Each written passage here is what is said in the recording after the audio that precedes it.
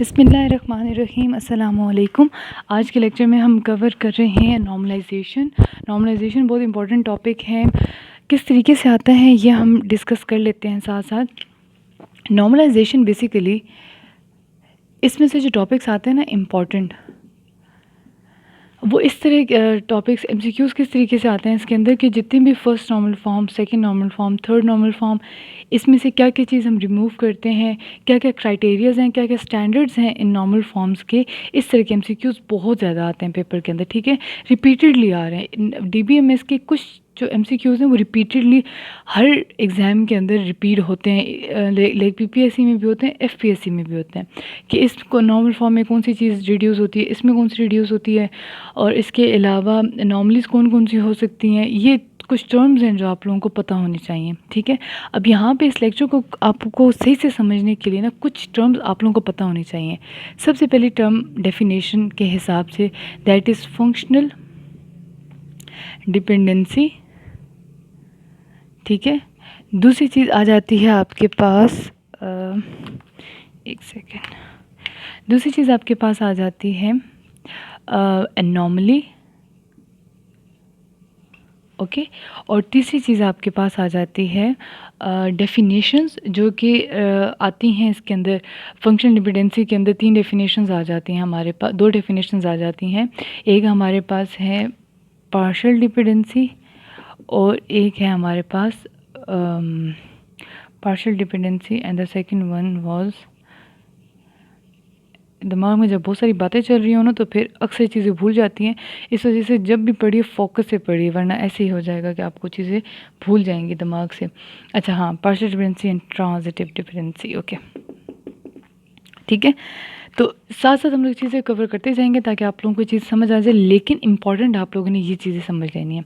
ठीक है, ये चीज़ें इंपॉर्टेंट है। शॉर्ट टर्म में फंक्शनल डिपेंडेंसी को एफडी भी कहा जाता है। ठीक है, FD functional dependency, partial dependency and transitive dependency. Start कर लेते हैं। ये तीनों पॉइंट्स अपने पास लिख लीजिएगा, फिर अगेन जब हम लोग आगे इसकी डिटेल करेंगे तो ये पॉइंट्स आप लोगों ने अंदर से डेफिनेशंस निकाल के सेपरेट कर लेनी है। ठीक है, तो नॉर्मलाइजेशन की क्यों जाती है? देखिए, डेटा के अंदर से जो चीज़ रिमूव करते हैं ना थ्रू नॉर्मलाइजेशन, चलें अपने पास लिख लें कि नॉर्मलाइजेशन क्यों की जाती है।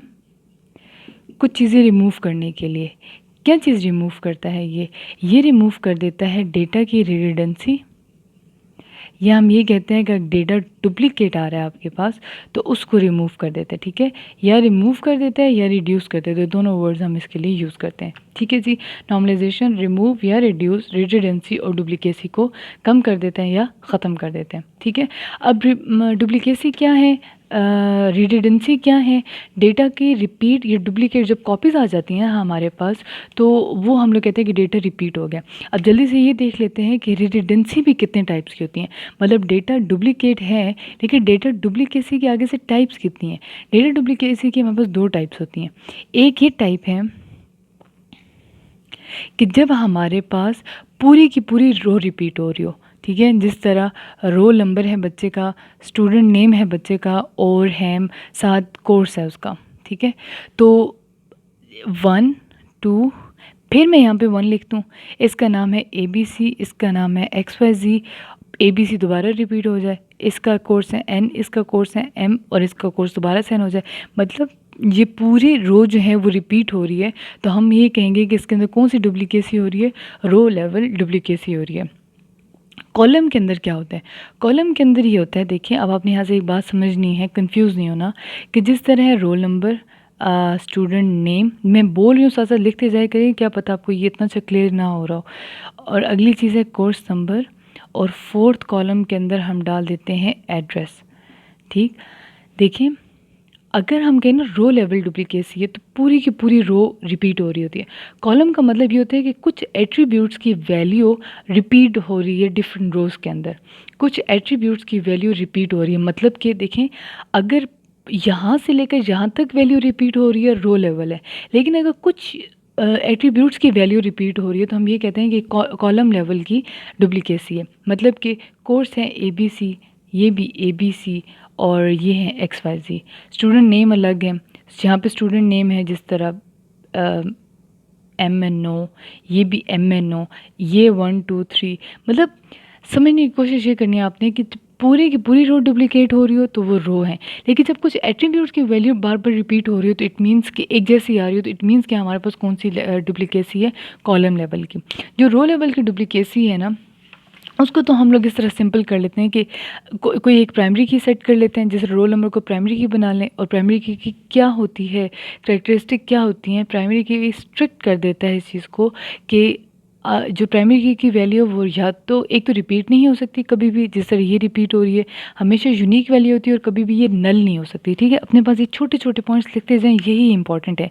प्राइमरी की क्या कहते हैं कि एक तो उसकी वैल्यू होनी चाहिए यूनिक, और दूसरी बात ये कभी भी नल नहीं हो सकती। तो जब हम लोग ये वाला कॉन्सेप्ट जहाँ लगाते हैं, प्राइम रो में से ये जो रोल नंबर को हम लोगों ने प्राइमरी की कंसिडर कर लिया, तो इट मीन्स कि इसकी वैल्यू कभी भी रिपीट नहीं हो सकती। तो जब वैल्यू रिपीट नहीं होगी तो ऑटोमेटिकली रो भी क्या होगी, रिपीट नहीं होगी।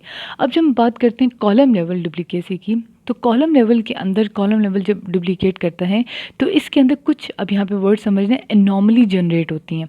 एनॉमलीज जो होती हैं, एनॉमलीज का मतलब होते हैं एरर्स, एनॉमलीज का मतलब होते हैं मिस्टेक्स, एनॉमलीज मतलब कोई भी मसले बन जाते हैं इसके अंदर।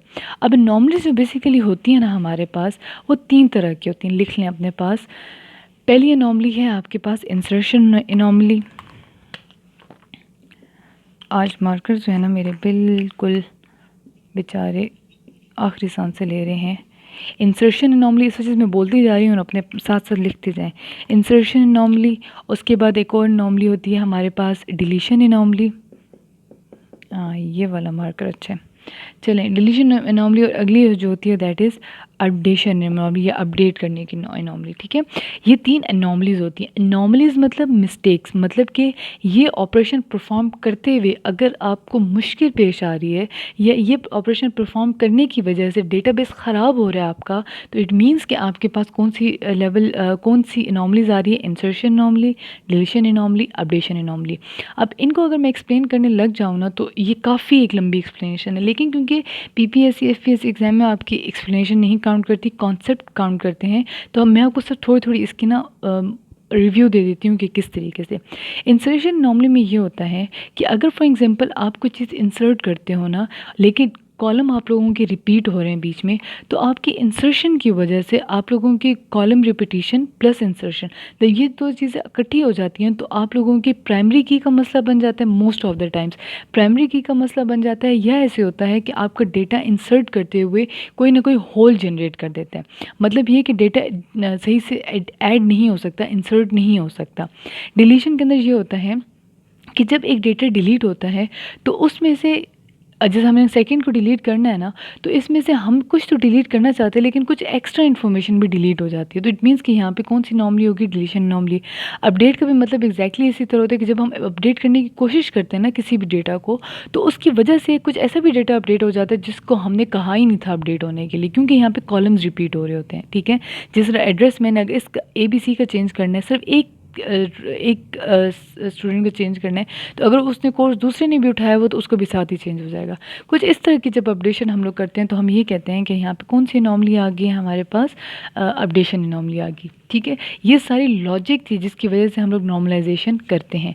अब नॉर्मलाइजेशन जो होती है ना, बेसिकली हमारे पास जो नॉर्मल होती है ना, हम लोग स्टडी करते हैं ICS लेवल तक, सेकेंड ईयर के लेवल तक, इंटरमीडिएट के लेवल तक, वो टोटल हमारे पास होती हैं first normal form, second normal form, third normal form. लेकिन जब हम जिस तरह ग्रो करते हैं आगे तो हमारे पास 4 नॉर्मल फॉर्म भी आ जाते हैं, 5th नॉर्मल फॉर्म भी आ जाती है। लेकिन आपने क्या करना है, first second third normal form की देख लेनी है, डेफिनेशंस देख लेनी है ध्यान से। दूसरे नंबर पे आपने जो 4th नॉर्मल फॉर्म और 5th नॉर्मल फॉर्म है वो ये देख लेना है कि वो किस चीज़ को रिड्यूस करती हैं, उनका रिज़ल्ट किस चीज़ में आता है, उनका आउटपुट की शक्ल कैसी होती है। एग्जैक्टली अगर मैं आपको बताऊं कि आउटपुट की शक्ल कैसी होती है 4th नॉर्मल फॉर्म की एंड 5th नॉर्मल फॉर्म की, that is way more important than first second third normal form. ठीक है, तो वो आप लोगों ने ज़रा उस पर ज़्यादा कॉन्सेंट्रेट करना है, ज़रा ज़्यादा फोकस करना है, क्योंकि वो चीज़ें भी इंक्लूड हो जाती हैं आप लोगों के एग्ज़ाम्स के अंदर। ठीक है जी, तो अब हम लोग करते हैं अगला फर्स्ट नॉर्मल फॉर्म। ओके जी, एक सेकेंड। ओके, लिख लें अपने पास फर्स्ट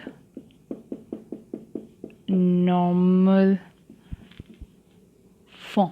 ओके, अब फर्स्ट नॉर्मल फॉर्म की जब हम बात करते हैं तो आपने एक बात याद रखनी है कि फर्स्ट नॉर्मल फॉर्म में जो चीज़ रिमूव होती है दैट इज़ रिपीटिंग ग्रुप, मतलब कि मल्टी वैल्यूड एट्रीब्यूट हो जाते हैं रिमूव।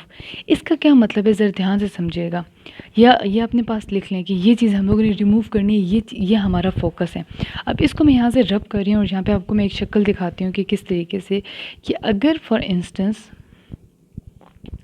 हमारे पास एक स्टूडेंट का डेटा है, कॉलेज का डेटा है, हमारे पास स्टूडेंट का नाम है और स्टूडेंट के हम लोग कर लेते हैं कोर्सेज, ये 1 2 3 ABC XYZ MNO, ये कोर्स उठाया हुआ है इसने, कंप्यूटर भी उठाया हुआ है, प्लस इसने उठाई हुई है केमिस्ट्री भी। फॉर एग्जांपल वैसे हो नहीं सकता हाँ, लेकिन मैथ्स, फिज़िक्स, इस्लामियात एंड व्हाट अरेबिक।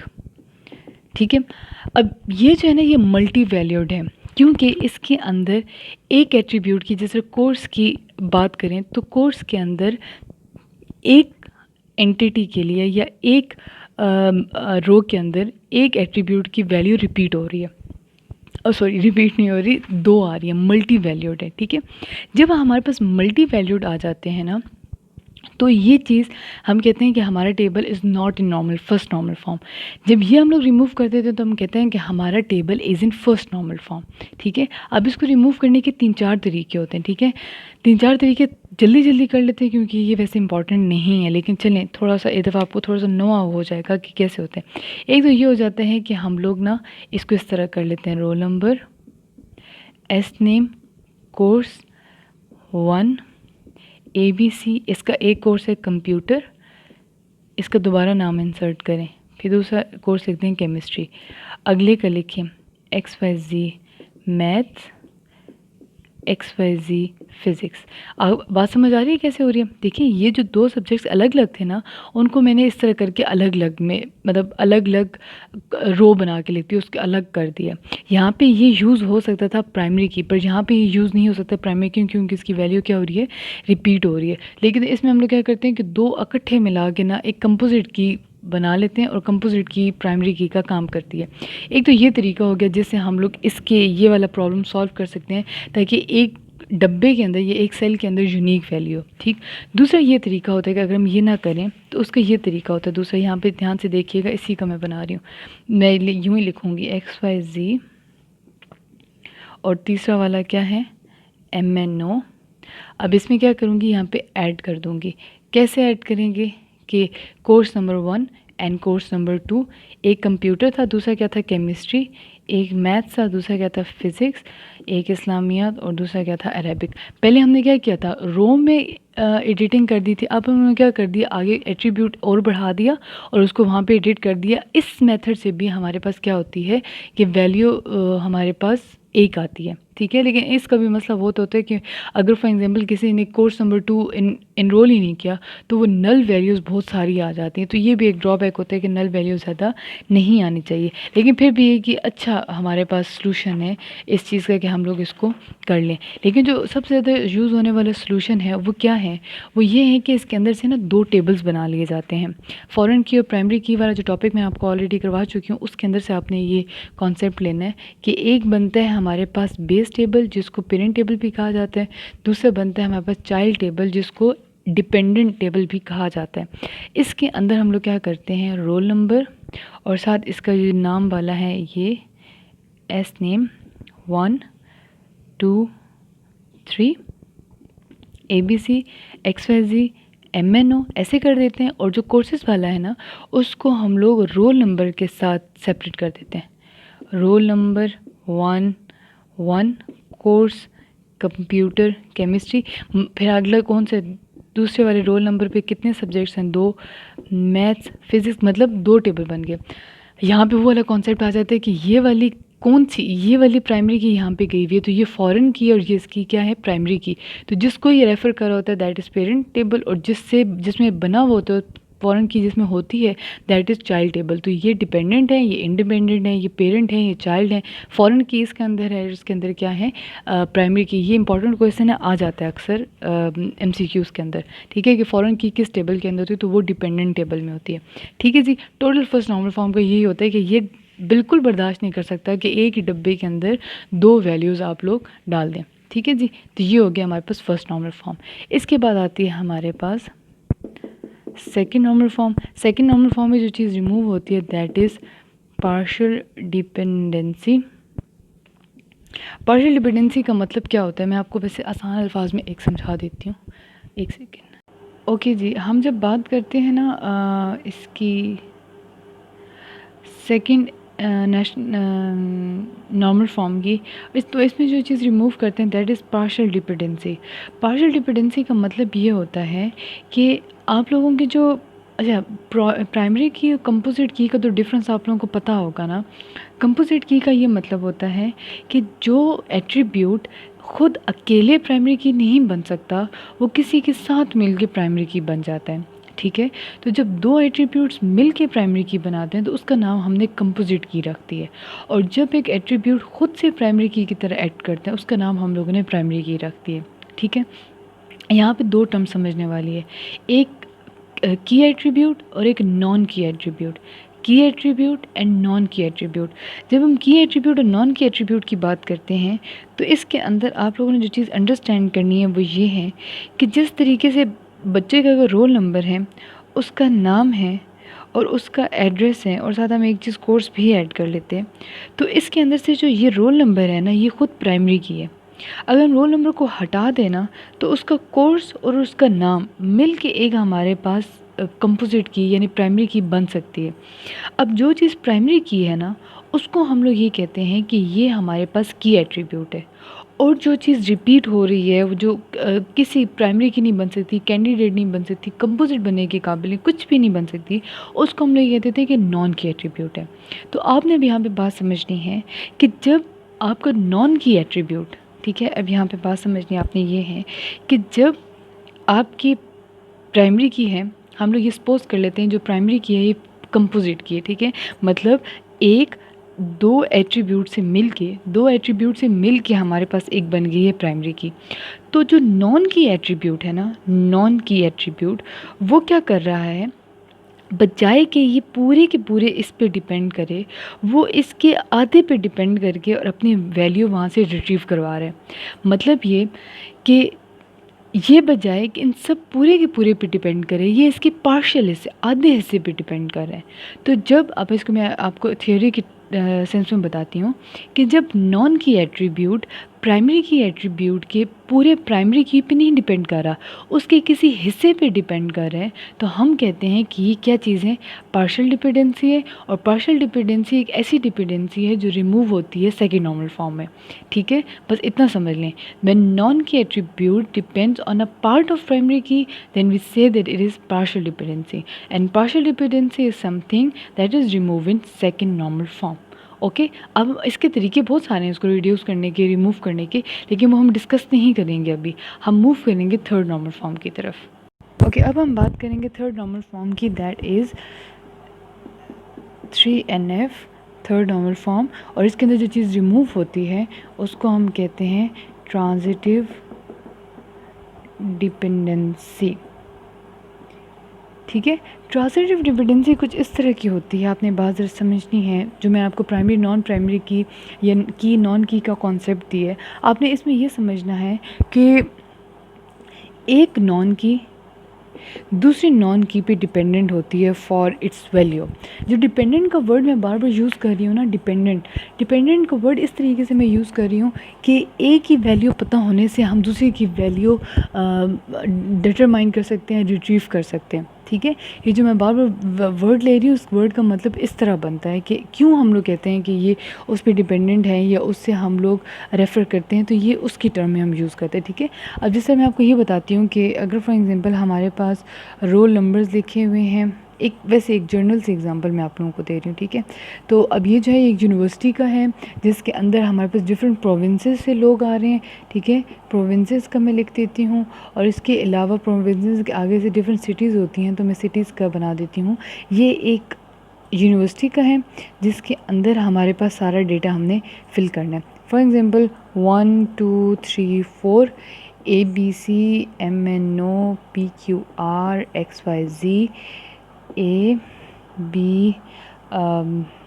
ABC, ठीक। अब यहाँ पे आप लोगों ने एक चीज़ ये देखनी है, चलिए यहाँ पे भी एक रिपीटेशन कर देते हैं ताकि हम देखें। इसमें भी रिपीटेशन है, इसमें भी रिपीटेशन। इट मीन्स कि ये दोनों एलिजिबल नहीं है टू बिकम अ प्राइमरी की। तो जो चीज़ यूनिक है प्लस नल नहीं है वो एलिजिबल है टू बिकम अ प्राइमरी की। तो इट मीन्स कि हम लोग ने क्या कर दिया, ये प्राइमरी की कर दिया। अब यहाँ पे देखिएगा असूलन क्या होना चाहिए था, डेटाबेस के अंदर जो प्राइमरी की होती है ना, उससे बाकी सारे एट्रीब्यूट्स रिट्रीव हो सकते हैं या डिटरमाइंड हो सकते हैं या असेस किए जा सकते हैं। लेकिन यहाँ पे क्या हो रहा है, हम ये कर रहे हैं कि रोल नंबर से प्रोविजंस तो हो रहे हैं हमारे पास, लाइक डिटरमाइंड हो रहे हैं, लेकिन हम लोग क्या कर रहे हैं कि जो सिटी है वो रोल नंबर से नहीं हो रही, ठीक है। क्योंकि हम लोग 1 अगर करें तो 1 पे भी ए आ रहा है, 3 पे भी ए आ रहा है, ठीक। मतलब सिटी डायरेक्ट हमारे पास क्या हो रहा है, उसे रिट्रीव नहीं हो रहा। तो अब क्या करना है यहाँ पे हम लोगों ने, हम लोग ये देखना है कि जो प्रोविंसेस है ना वो उसकी वैल्यू से हमें सिटी की वैल्यू मिल रही है। तो यहाँ पे जो आपके समझने की बात है वो ये कि ये तो प्राइमरी की थी, ये नॉन की है, ये भी नॉन की एट्रीब्यूट है, तो इसका इस पे डिपेंडेंट होना बनता है। लेकिन जब ये इस पे डिपेंडेंट हो जाएगा तो इट मीन्स हम कहेंगे एक नॉन की एट्रीब्यूट दूसरे नॉन की एट्रीब्यूट पे डिपेंड कर रही है फॉर इट्स वैल्यू, ठीक है, कि उसकी वैल्यू असेस की जाए, उसकी वैल्यू रिट्रीव की जाए। जब एक नॉन की एट्रीब्यूट एक नॉन की एट्रीब्यूट पे डिपेंड करता है तो इट मीन्स कि ट्रांजिटिव डिपेंडेंसी है, ठीक है। लेकिन हो क्या रहा है कि ये एक non key attribute already primary की पे डिपेंड कर रहा है, एक नॉन की ऑलरेडी की एट्रीब्यूट पे डिपेंड कर रहा है, लेकिन जो एक अनदर नॉन की एट्रीब्यूट है वो इस पे डिपेंड नहीं कर रहा, इस पे डिपेंड नहीं कर रहा, इस पे डिपेंड कर रहा है। तो ये जो होती है ट्रांजिटिव डिपेंडेंसी होती है। इसको भी अगेन करने का बहुत सारे तरीके होते हैं, लेकिन वो तरीके पेपर में नहीं आते। आप लोगों को सिर्फ ये वाली चीज़ें पता होनी चाहिए जो मैंने अभी आपको बता दी हैं। इसके अलावा अगर आपसे ये पूछा जाए कि किस नॉर्मल फॉर्म के अंदर एक पूरी की पूरी इंटिटी का डेटा सेपरेट कर दिया जाता है, तो that is fourth normal form, ठीक है। वो एक पूरे टॉपिक हैं वैसे तो, लेकिन मोस्टली इसी तरह के बीच में से आते हैं क्वेश्चन, ठीक है। एक मैं बना रही हूँ इंशाल्लाह, इसके आगे 2 लेक्चर्स हैं छोटे छोटे, वो करने के बाद पूरे Q&As का बनाएंगे कि पेपर में किस तरीके से आते हैं, किस हवाले से क्वेश्चंस आते हैं, ठीक है। तो आगे जितने भी उसमें कन्फ्यूजन हैं वो सारे आपके वहाँ ख़त्म हो जाएंगे। अल्लाह हाफिज़।